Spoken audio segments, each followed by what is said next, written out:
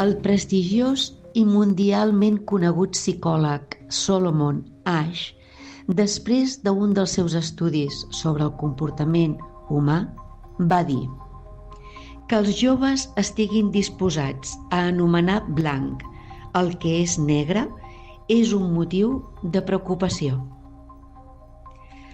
Aquesta també és una d'aquelles frases que quan les llegeixes sents una sacsejada per dins, perquè no parla només dels joves, parla de tots nosaltres. Quantes vegades hem callat una opinió? Quantes vegades hem dit sí quan pensàvem no? Quantes vegades hem dubtat del que veiem només perquè els altres veuen una altra cosa? I és que, una vegada més, ens agrada pensar que tenim criteri propi, que no ens deixem influenciar fàcilment, però la necessitat de pertànyer, de formar part d'un grup, d'una societat, és molt poderosa. Avui, a Relacions Humanes, parlarem d'un experiment molt senzill que va realitzar Solomon Asch. Molt senzill, però profundament revelador. Un experiment que ens mostra fins a quin punt el grup pot influir en la nostra realitat. Quina realitat, precisament. Dolors, bon dia. Hola, molt bon dia. Doncs ja tinc ganes de saber com va ser aquest experiment. També un experiment molt senzill, Helena, però amb resultats molt particulars. Mireu, primer us parlaré una mica d'en Solomon Asch. Va ser un psicòleg polac, ell era polac però amb nacionalitat americana també, i en el 1951, és a dir, 10 anys enrere del primer experiment que vam veure d'en Milgram, ell estava, doncs, com immers en l'època aquella, en Milgram també, i en Zimbardo també, amb les conseqüències de la Segona Guerra Mundial, que va ser molt impactant. No? Llavors, tots aquests psicòlegs es van interessar molt per veure, per investigar sobre com persones normals, no? Doncs, podien arribar a extremar les seves conductes de tal manera com va passar en la Segona Guerra Mundial. Però, mireu, aquest psicòleg, que era molt prestigiós, i ha sigut molt prestigiós al llarg de tots els anys, inclús després de mort, que va morir en el 1997, crec, doncs ell volia ser més subtil i veure com a les persones ens afecta molt el pes dels grups, del grup familiar, del grup d'amics, del sistema. Però jo per què dic de manera subtil? Perquè els altres dos experiments que vam veure doncs van fer servir una mica l'autoritat, van fer servir les amenaces, van fer servir els càstigs, com les coaccions, no? Van muntar com uns experiments en què els participants estaven patint tot això. I l'Asch va dir, no, jo no vull que els participants rebin amenaces, càstigs, absolutament res. Jo només vull veure quin pes té un grup en les opinions individuals de la persona. I aleshores, ell què va fer? Va agafar participants, voluntaris, i com tots els experiments, els participants eren reals, no? Persones normals i corrents, però després va agafar persones que eren actors, és a dir, que farien el que ell els hi diria. I consistia en algo molt senzill, Mireu, amb una targeta va dibuixar una línia, una ratlla, una línia, amb una longitud determinada. I amb una altra targeta va dibuixar 3 línies la A, la B i la C. Una línia era de diferent longitud que la primera, la segona també era diferent, i la tercera, per exemple, la va fer igual, idèntica que la de la targeta. Llavors consistia en que se li ensenyaven al participant la primera targeta amb la línia I havia dibuixada. de dir quina era igual, no? Exacte. Llavors, ensenyant-li l'altra targeta, havia de dir quina era igual. Mireu, és un experiment que, a veure, m'enteneu, no? És evident És que evident. veia claríssim pues, Sí. que hi havia la A era més llarga, la B era més curta i la C era igual, no? Per exemple, però què va passar? Que hi havia el participant, que era real, però després hi havia, per exemple, formava grups de 5 actors que què havien de fer? Havien de respondre incorrectament. Incorrectament, sí, ja m'imaginava que anava per aquí. Incorrectament, no? No, és igual a la B, i la B era més curta. I tu, què en dius? No, jo és Però la A. com que eren actors ho feien molt bé, no? De voler convèncer els altres que era l'autèntica, no? Imagina. Sí? No es tractava de convèncer. Només el psicòleg només els hi preguntava quina és igual, amb la consigna de que tot el grup, per exemple, les 5 persones que eren actors, deien la A, i era incorrecta. I tots deien el mateix. Què passa? Que la persona, ja entenc. el participant, Clar. dubtava. Clar. O sigui, jo estic veient que és la C. Sabeu quin és el resultat de l'experiment? El 75%, 75, mare meva. dels participants Van acabar dient incorrecte. corregien la seva resposta Mare meva. per afegir-se, diríem, no, a la resposta que deia tot el grup. Només per sentir-se el que tu dius, no? Que estan dins del grup, no? Exacte. O sigui, Curiós, bueno, curiós. En aquest estudi es va veure que hi ha com dir dos perquès acabem conformant-nos amb l'opinió del grup. És una conformitat. Sí. Jo ho veig així, però si la majoria diu si tots veuen l'altre, clar, entres en un dubte. No? I un és, diríem, com dir, se'ns forma un dubte dintre que aleshores ens preguntem, caram, si tots la resposta és aquesta que diuen, així vol dir que jo estic equivocat. O sigui que com que el nostre criteri, allò que veiem, la nostra percepció, queda anul·lada. Queda destruïda. Això és una de les conseqüències de, diríem, la influència que tenen els grups amb nosaltres, com a individus, com a persones individuals, i l'altra és la que ja hem parlat, Helena, de que tu ja pots veure, no, és que s'estan equivocant tots, però jo no vull ser el raro del grup, jo no vull ser el conflictiu, jo no vull ser el que només va a la contra, no? Sí, jo prefereixo, si aquesta actitud mental acaba dient jo prefereixo ser com tots i estar integrat en el grup. No començar a ser assenyalat, no començar a ser rebutjat, potser, si no penses com nosaltres, tu fora, no?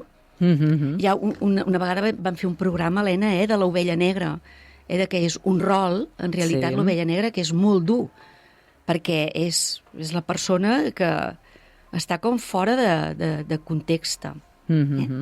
Aleshores, mireu, clar, podem dir, això ha sigut un experiment, no? Vull dir, nosaltres a la vida no anem comparant línies.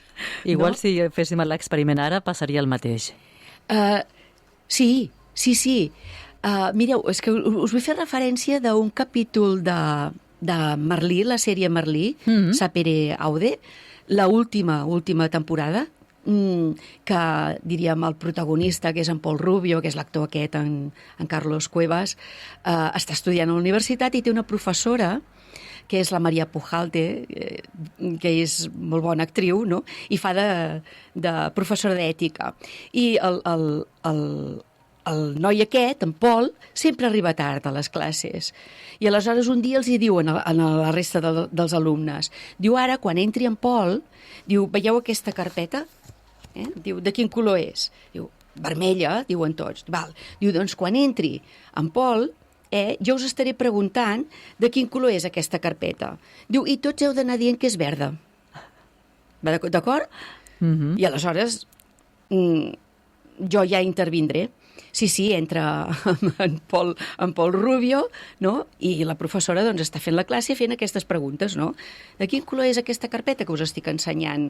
Tal, verda, qual? Verda. Paul Rubio, tu que acabes d'arribar, de quin color és la carpeta? I clar, i en Paul Rubio dubta. Perquè escoltava tots dient que era verda, no? Estava escoltant tots que era verda. Aquesta escena és molt significativa perquè es veu aquest dubte, es mira els companys, no? I per no desentonar... Va dir verda? Verda. Caram. Clar, és d'aquest 75%.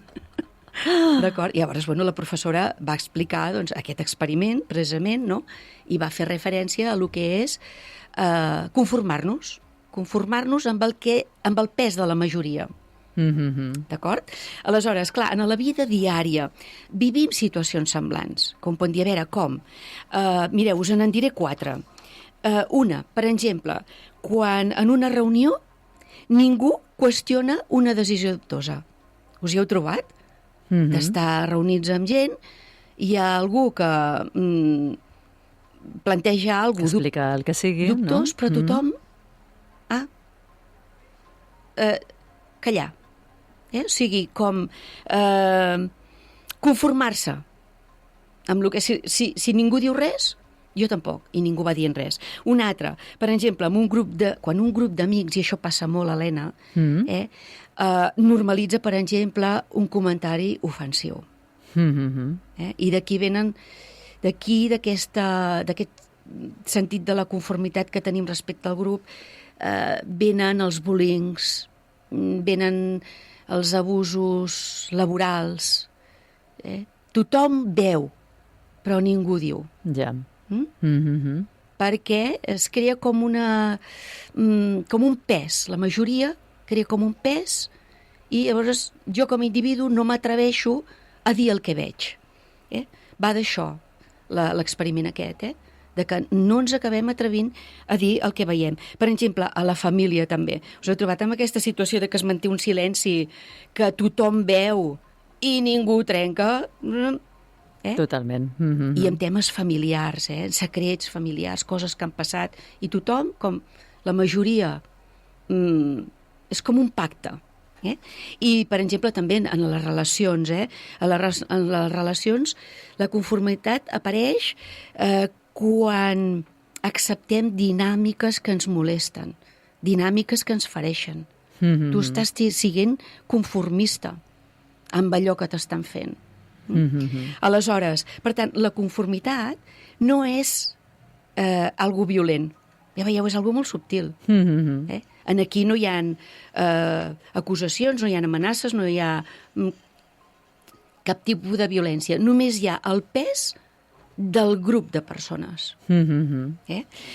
Aleshores, clar, què passa? Que això també és esperançador, perquè mireu què passa, que de fet en l'estudi aquest de l'AIS, l'experiment, ho va fer.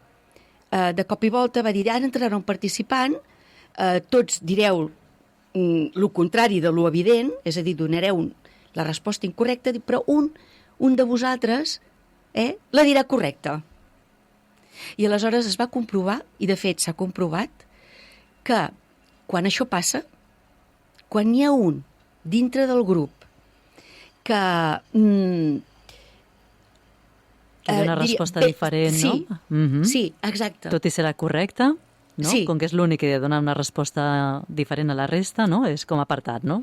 No, però si se li ha preguntat amb un tu què en penses i diu lo correcte perquè ho veu d'aquella manera, només que n'hi hagi un en el grup que també digui, que ho vegi com tu, el pes del grup s'esvaeix. O sigui, és com trencar, fer una escletxa. Per això és tan important, de vegades, doncs, ser valent, no? I dir què veus, encara que tothom Curiós, estigui... o sigui, només que siguin dos ja es pot trencar. Sí. Si és un, aquí la cosa és diferent, canvia, no? Clar, si és un, Curiós. és el que entrarà en dubte i dirà, ui, sóc jo que estic equivocat, perquè, clar, la majoria ho veu diferent que jo. Però si són dos, ja no. Ja som dos que ho estem veient d'aquella manera. I aleshores el grup no té tant de pes. No té tanta força. Exacte. Es diu, no?, que una veu dissident és suficient per treure-li pressió al grup. Val? Clar, això vol dir que les persones que s'atreveixen a ser valentes i bueno, doncs... I a dir el que realment pensen, no? Sí. Que hauria de ser així, no?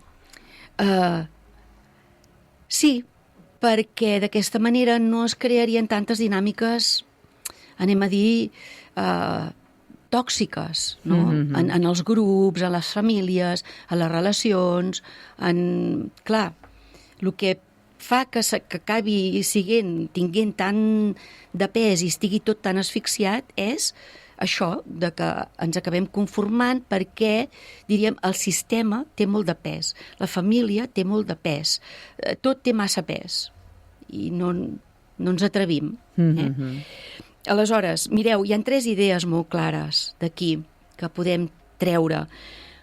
Una, d'aquest experiment concret. Sí, de l'experiment de Solomon. Sí, una, que ja ho hem dit, la necessitat de pertànyer pot pesar molt més que l'evidència. Que dius, no, si una cosa és evident, no. Si és negre, no? Però no. Però no, perquè posem per davant el fet de no desentonar, el fet d'estar integrats, el fet de no ser rebutjats, I fins i tot, o sigui que moltes vegades quan diem que sí a el que el grup està dient, no és que ens hagin convençut, no és per convenciment, sinó que de vegades és per no quedar fora. Sí. I aleshores desenvolupem aquesta actitud, no?, en què la por al rebuig pot ser molt més forta que la nostra percepció. Això ens hem d'aturar i dir, atenció. Ara al final ja us explicaré què podem fer. Després, que la pressió del grup pot ser molt subtil, no cal que hi hagi amenaces, no cal que hi hagi càstigs, no cal que hi hagi un context opressiu concret, un rol, no, com vam veure en els altres experiments, no. Aquí ningú crida, ningú tal. Però tothom, o tu, acabes com acceptant. Sí, claudicant. Claudicant.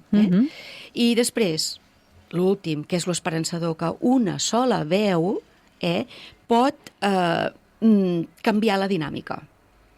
Per això, per exemple, a les escoles, en cas de bullying, s'agafen els grups, no?, que potser hi ha una persona que està fent bullying amb una altra, però és que hi ha un grup que calla. No? Se'ls mira de que connectin amb la valentia de dir, no, digues el que has vist, tal com tu ho has vist. No? Té valor el que tu has vist. Té més valor que, en aquest moment, el que està sostenint el grup. La majoria. Per tant, per sostenir una veritat no cal que siguem una majoria. Això és important d'entendre.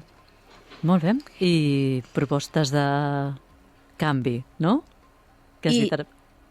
Com vols dir, Helena? Ara no. Tu has dit, us explicaré com canviar això, no? Com solucionar, no sé ben bé quina paraula s'ha utilitzat. Bueno, de veure on estem enfocats amb els experiments, no?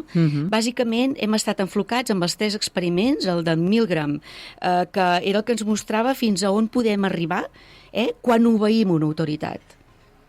Fixeu-vos que és nosaltres en relació sempre al grup, al context, al sistema, a l'entorn, val? I Milgram va fer això, va posar una autoritat i aquí tothom a obeir, i acabava un tant per cent molt alt, obeint. En Zimbardo ens va revelar, per exemple, que un rol i un context ens poden transformar la nostra conducta. És a dir, que adoptant uns rols acabem fent coses que sense aquell rol no ho faríem. I això de vegades pot ser bastant terrible. I a l'AIS el que ens demostra és que el grup pot fer-nos dubtar del que veiem. Si veieu els tres, és com nosaltres amb el que ens està influint de fora. Aleshores, què és, diríem, la veritat incòmoda d'aquests tres experiments? La veritat incòmoda és que no som tan independents com ens creiem i no tenim tant de criteri propi com ens agrada pensar. Tanta personalitat, no? Per dir, no, jo penso que això és així, no? No, estem molt, molt, molt influïts pels contextos, pels grups, pel sistema, i estem a dins. Allò que ens pensem, no, jo això no. No.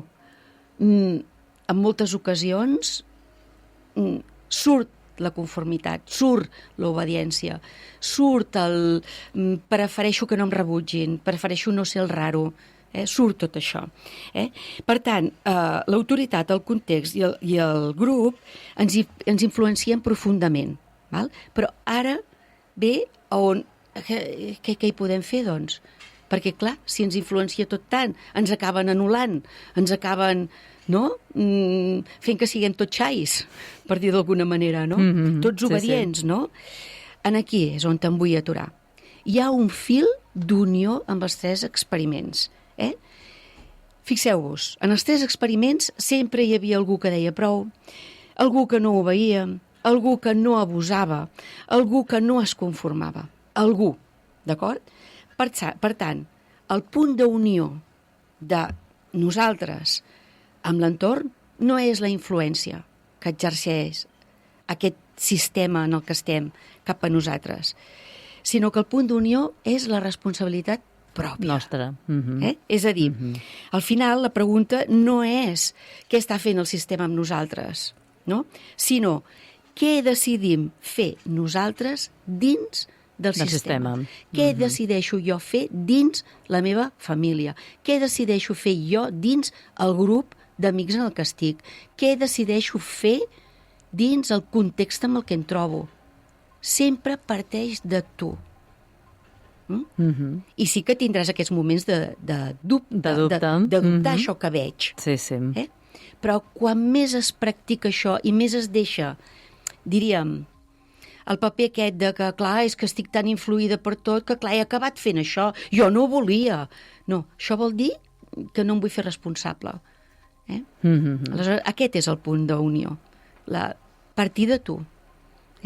Sí, sí, la responsabilitat està en un mateix, no? Diuen, sí. I és així, certament. En conèixer-te tu, en formar-te tu, en ser coherent, en buscar-te a tu, sobretot, més que buscar fora. I coherent amb el que penses, no? Sí, sí, i amb el que sents, i sobretot a vegades és amb el que veus. És que de vegades veiem coses i callem. O sigui, no, perquè, és que ara, on te'n ficaré, no? Dolors, ho deixem aquí la setmana vinent una miqueta més. Més, i seguirem dintre d'això, de nosaltres amb la societat. Amb la societat. Perfecte. I ens ficarem en xarxes. Vinga, xarxes socials. A veure què surt d'aquí. Déu-n'hi-do, també. Vinga, fins la setmana vinent. Fins la setmana vinent. Adéu-siau. Doncs bé, que fa temps també us dic adéu, fins demà.